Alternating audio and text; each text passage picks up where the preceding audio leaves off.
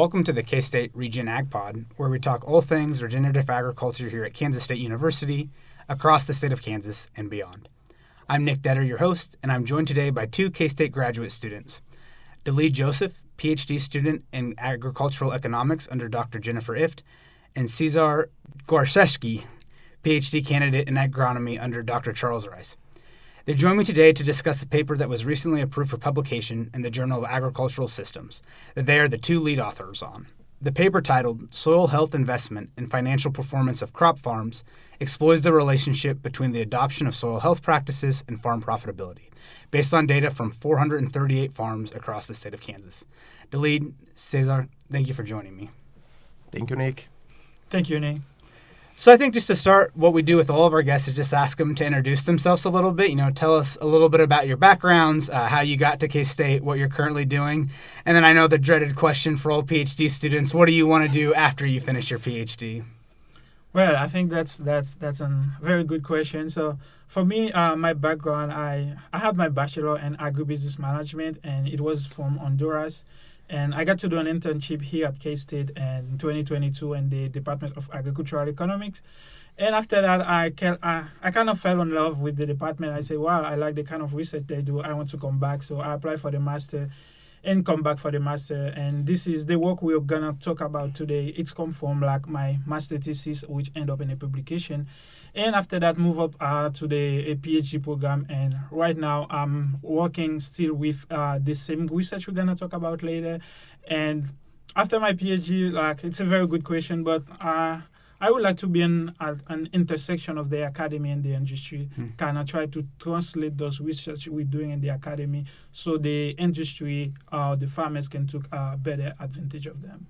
Yeah, I think this paper is a great example of that. So. Definitely. Well, again, thank you, Nick. I am Cesar, as you mentioned, PhD candidate here working in the agronomy department. A little bit about my background. I am a farm-raised from southern Brazil. My dad and my granddad have been farming there for decades already.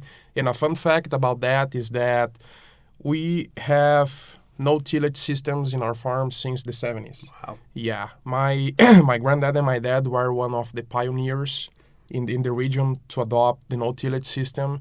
And I'm very happy to be working in something like very similar to this right here. So I have a bachelor's in agronomy. I spent 1 year here in the United States working as a farmhand in North Dakota, 2017. I really liked working here. But after that 1 year, returned to Brazil and then kind of started my professional journey in the job market. So I have worked in marketing, sales already in Brazil on the industry side, but I had this gap on my CV that was I never had worked with research before. So that triggered my interest on looking for some master's or PhD program. And then I found out this opportunity, Dr. Rice here. I applied, I got into the program, and now I'm here. Almost finishing. Probably next semester is my last semester here. But looking ahead in the future, I really look into maybe joining industry again, or as the leader said, maybe this intersection between research, academia, and industry as an extension role. This is something that really I really like to do. Well, before we dive too deep into the actual research, I just want to congratulate you both. It's a great accomplishment as a PhD student to be lead authors on a paper. So great work. And now let's get into what this paper was actually about. So I think my first question is, you don't see every day this kind of collaboration between different areas of academia. Even though you would think agronomy and ag economics probably should go hand in hand, we don't see enough of that work. So how did this project come about? How did the partnership between you two kind of start out? Well, that's an interesting question because, as you know, ultimately, we care a lot about sustainability, and one of the way we can achieve that is through agriculture. So I think this project emerged with the idea to kind of bring together from different people from different fields to kind of research on those things. So starting with K-State Regen Ag Agriculture, so they bring together like economists, sociologists, and agronomists. They say, okay, we want to look into those soil health practices because agronomists have shown it from a long time that soil health practices kind of improve the soil function and also the soil resilience. But it has been much harder to kind of explore like whether those translate into real benefits in the farm. So it's okay, the soil is doing good, resilience, the function improve, but what is happening in the financial of the farmers? So they think that was a good opportunity to kind of bring different people together, because if you really want to relate this like with economics, so you have to measure it quite well. So this is where we got the agronomists. Okay, what is the best way to measure that? And we as economists, we can say, okay, what is the best way to kind of link that with the financial data we have? So K-State Regen Ag Agriculture, they bring up together all these people, and we start looking at this question. So it's a simple question, but very important. Like, soil health practices, like how is that related to farm profitability? And I think that was the main idea, and this is how I think we kind of come up with this idea and say, let's explore those data we have to see what's happening. Yeah, I think that like the whole K-State Regen Ag project is a very nice way to look into this in a more holistic way. Absolutely. Because we are not just looking at the agronomic component. We are not just looking at economic. We are trying to look this as a whole thing. How soil health practice, Regen Ag practice are going to impact the lives of people, both economically, socially. We have even like people from nutrition science to understand how this practice can affect food quality as well. So I see this as a very nice opportunity to give the Regen Ag a more holistic approach and try to understand this better in more than one facet, for example. Yeah, so now that you're trying to think about these regenerative agriculture systems and practices more holistically, what were some of the big takeaways from the research? Was there anything surprised you? What were you most excited about, what you learned? I think the most exciting thing was like, so we find that like actually like those practices, they have a relationship with profitability. And I think, Cesar are going to talk about the agronomic score, but with this score, we see that those farms that has a higher score, actually, they tend to perform like better than the farm that have a lower score. So I think that is the main result of the paper, and also one of the most important. But I think what surprised me the most is like we have a lot of like different ways of measuring those soil health practices, like those investment on soil health practices, and during the paper we kind of compare them together, and we find that like the agronomic score is the best way to look at them. So we had another like a cluster analysis where we cluster farm based on their practices. We also have a threshold like count practices. Let's say this farm has 2 or 3 practices and this farm has 4 or 5 practices. We expect like the farm with 5 practices probably will have a higher profitability. But when you kind of put in there those soil component, like those regional context in there, it's kind of changed. So we have 3 different way of classifying those soil health investment, and we end up finding that only 10% of the farm actually stay on the top, no matter which measurement you use. In all 3. Yeah, in all 3. So I think that was very surprising, because we were kind of expecting, we should have a, like at least a higher percentage equals all of it. But the way we actually measure that kind of have an impact on our conclusion. So if we use this method, how good is it? And also, how our conclusion will also change. I think that was very surprising to find the paper also. But like I mentioned, like the main result, we find that those practices actually have an association with profitability, and those farms actually perform better financially compared to the one in the lowest score.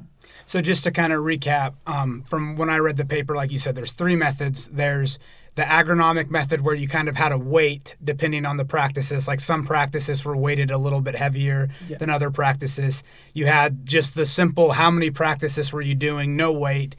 Just you're counting up what's the number of practices they're doing. And then the third approach was you use like a statistical model to kind of find the clusters of, without assuming which farms were doing what. You let the program kind of group them into groups. Exactly. And what you found was only the one that kind of had that agronomic weight in that context was the one that actually tracked with profitability. Wow, that's very interesting. Yeah. So, with that, I just want to add, because when we took into account like precipitation, regional context, we kind of have a better picture how those practices will interact like with profitability. And I think that's one of the reasons we find like the relationship with the agronomic score like better than using the other instead of, because the other, they don't take into account like the regional context. You just say, it's a farm in Kansas. Are you in Western Kansas? Like, are you in Eastern Kansas? Like, where in Kansas? But the agronomic score take all of this into account, and that's what gives us a better picture what's going on with those practices and what are the benefits like financially. Yeah, so Cesar, I understand you were a big part of developing that agronomic scorecard. So could you go into talking a little bit about the process of how that method was developed? Yeah, for sure, Nick. So when I was approached by Dr. If and Delide and they asked me if I could help to develop this agronomic scorecard, I will not lie that I felt it was kind of challenging because we have like so many different realities across Kansas in terms of like the way people farm. As you guys know, people in Western Kansas, they farm differently than people in Central Kansas, than people in Eastern Kansas. And I really wanted to capture this context when developing this agronomic scorecard. So, for example, like we know that Regen Ag is based on some key principles, and I try to include all those principles in this agronomic scorecard, but I think that, in my opinion, the most important, which is like you consider in your context, what you can, what you cannot do in your reality of your farm operation. I think that I could kind of encompass that well in the scorecard, mostly because if you take, for example, like the adoption of cover crops, we can see that farmers are more prone to be adopting cover crop where they have more water availability for growing crops. But in a situation where you have water being one of the most limiting factors for crop productivity, as we have the situation in Western Kansas, maybe cover crops are not a good fit for that. So I try to add these fine details in the scorecard and base the weights for each one of the practice based on the region that farmers were inserted. So, for example, like if a farmer answered the survey and he was located in far western Kansas, maybe the weight for this for his adoption of cover crops, it doesn't have the same weight as a farmer that is in far eastern Kansas has the weight for the cover crop use. So I think that we could capture well this variability of context that you have across Kansas. And when I saw the results, I felt very happy that the scorecard worked. And yeah, I think that's basically that. So I try to really put in context for Kansas, taking in consideration where the farms are located and which are the main limitations that farmers have to crop productivity, crop growth, and based the weights for each one of the practices on these limitations. Yeah, could you just give a quick overview of which practices were considered in the scorecard? Yeah, for sure. So they are, as I mentioned, the scorecard was heavily based on the key principles of Regen Ag. So the adoption of no-till, I think that like one of the most important ones. The adoption of cover crops as well. How much intense is your system? For example, like how many crops do you grow in a year basis, in a rotation basis? That could be 3, 4, 5 years. If you integrate livestock, and here another thing that I made sure to incorporate in the livestock part, how did you deal with your residue? if your livestock is very intensive, how much residue you try to keep in the soil, because this is very important to keep the soil covered.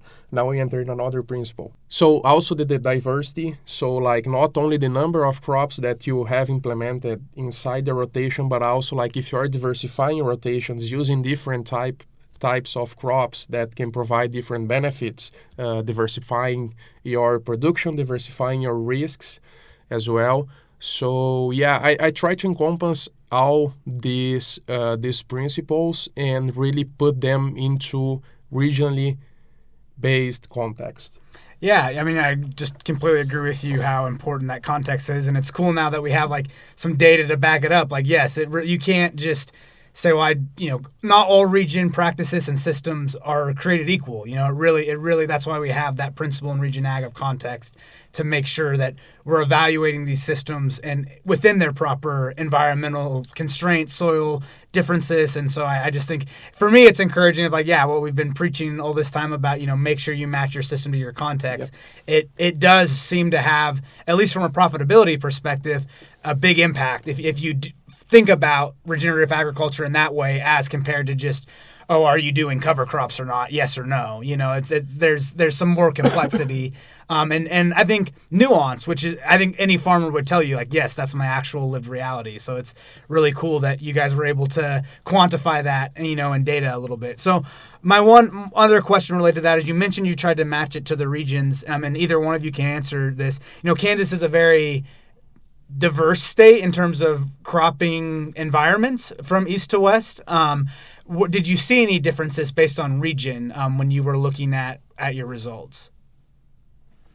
I think one of the differences we'll see like there's some practices that has like some region adapt more of some of the practices. Probably cover crop adoption was higher in the east. And the east, we're compared to, that's what I mean. But we do have some differences, and but the reason you won't see those differences show and the result, it's because of the context. So when we consider the context, so if you do cover crop in eastern Kansas and also you do cover crop in western Kansas, so the way we weight it, so we're not gonna say, oh, doing cover crop gonna give you the same outcome. So since we kind of account like for this context, so we kind of say, okay, you have the same outcome either if you are in eastern and western, because if you are doing cover crop, even though they are different, but the way we weighted it end up being in the result like you kind of have the same outcome. So I think even though there are a lot of differences and between the region, but the way we analyze the data, we try to keep those differences so they don't like stand out as an outlier. Let's say we try to kind of standardize the scorecard so we don't have like huge outlier between the region. Yeah, so you're saying that even when the farms in western Kansas and the farms in eastern Kansas, because of the method you took, the high adopters were generally more profitable in both regions. Yes. Wow.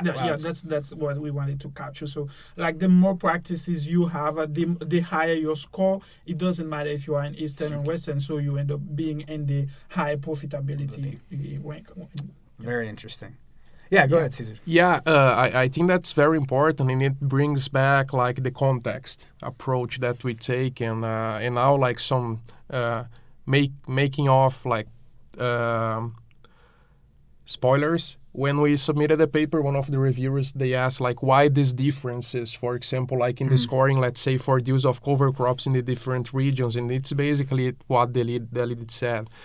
For example, a farmer in eastern Kansas and in western Kansas, they can have the same score based on the scorecard, but the practice, they change. Yes. Because, for example, as you mentioned, cover cropping, like it's way more feasible where you have more water availability for crop growth. But you can still have cover crops in western Kansas.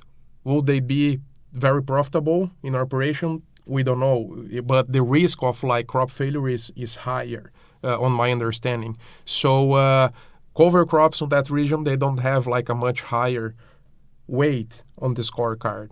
We do, I do put like more weight on like, diversifying more cropping systems, intensifying not only with cover crops, but with also cash crops. If you take, for example, like in a wheat fallow system, when sometimes we have like a 14-month fallow period, we are losing a huge opportunity to put like another cash crop on that area that is going to still generate revenue for the farmers. So this is the importance of like bringing this context inside the scorecard and evaluating all these different situations across a very diverse environment as we have here in Kansas.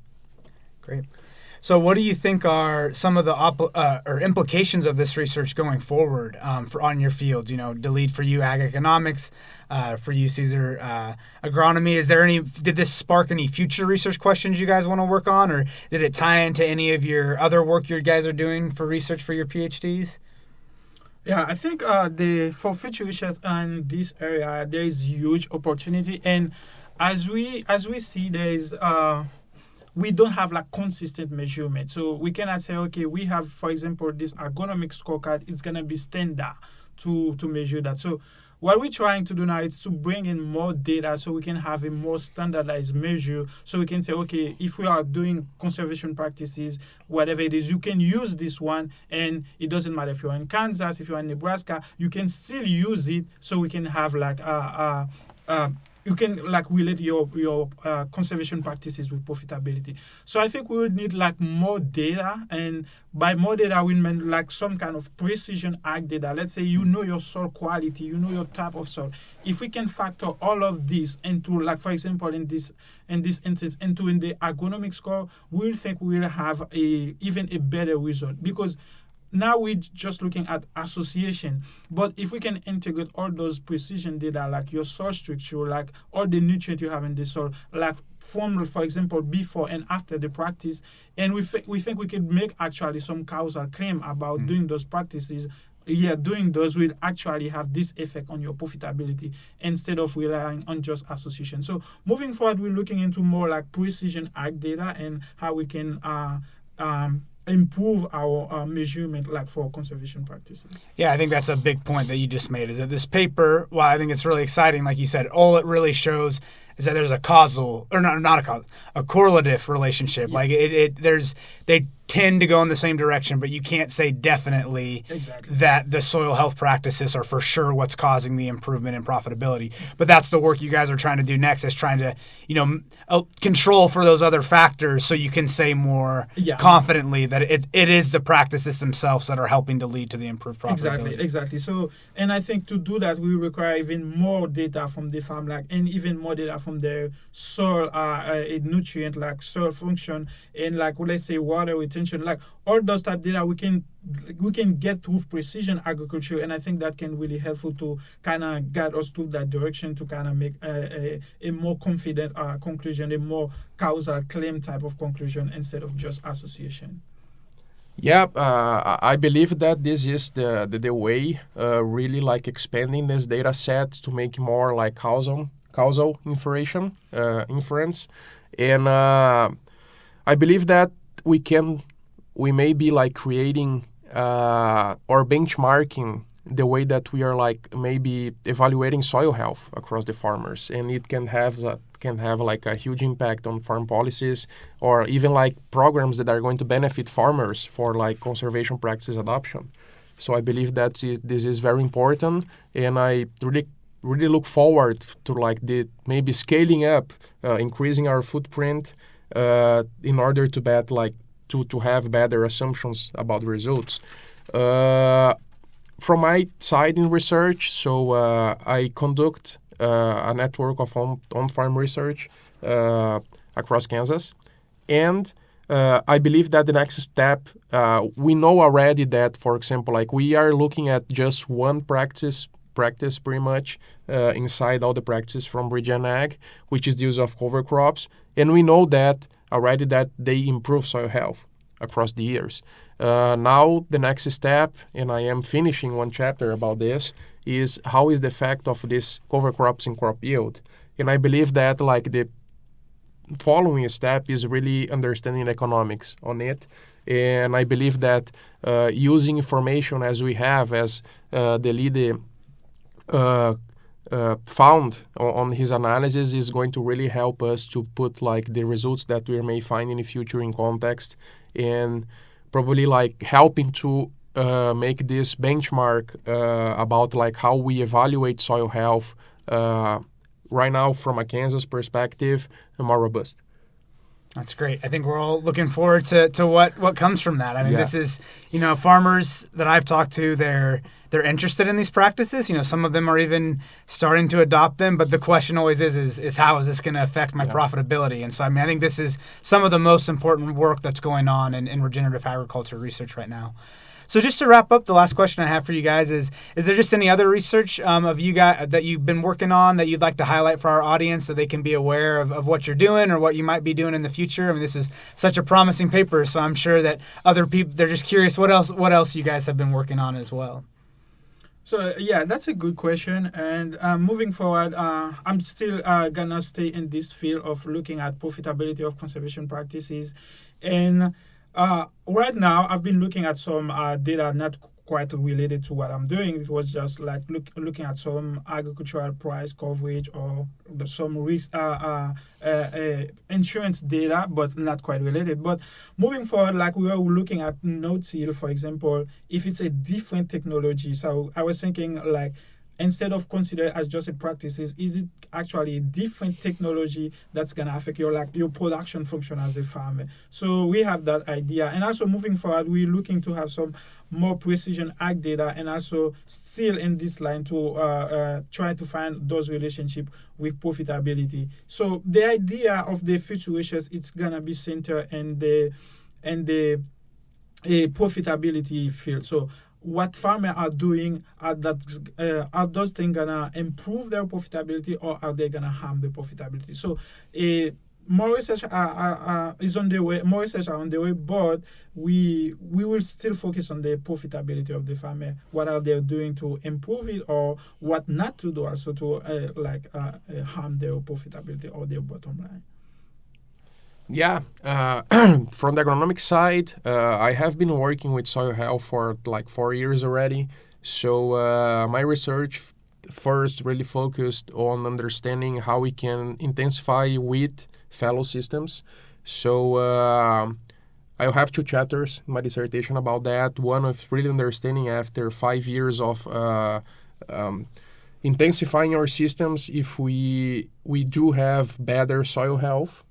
And an additional chapter from that is trying to understand which is the best time for soil sampling when assessing soil health. So for that, we sampled soil 9 times across 1.5 years to understand how the indicators that we measured, that could be either biological, chemical, and physical, they vary across these 9 sampling points, and try to determine which is the best time for sampling based on the data that we have been collecting.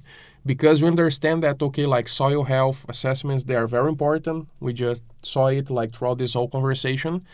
But are we collecting them at the right time? We may be underestimating, overestimating, depending on the time and the diverse things that affect soil health metrics, the environment, the living crops in the system and everything, and try to standardize, at least for wheat-based cropping systems, the better time for soil sampling. And also, as I mentioned before, I am working with yield data from this farm network, on-farm research network that we have across Kansas, and really trying to understand, okay, like what is the effect of cover crop adoption on wheat, soybean, and corn yields.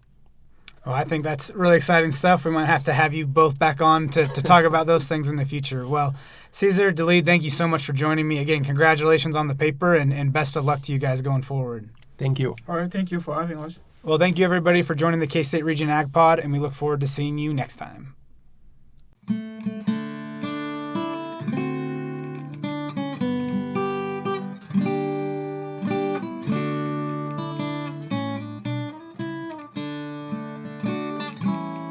Oh, give me a home where the buffalo roam, where the deer and the antelope play,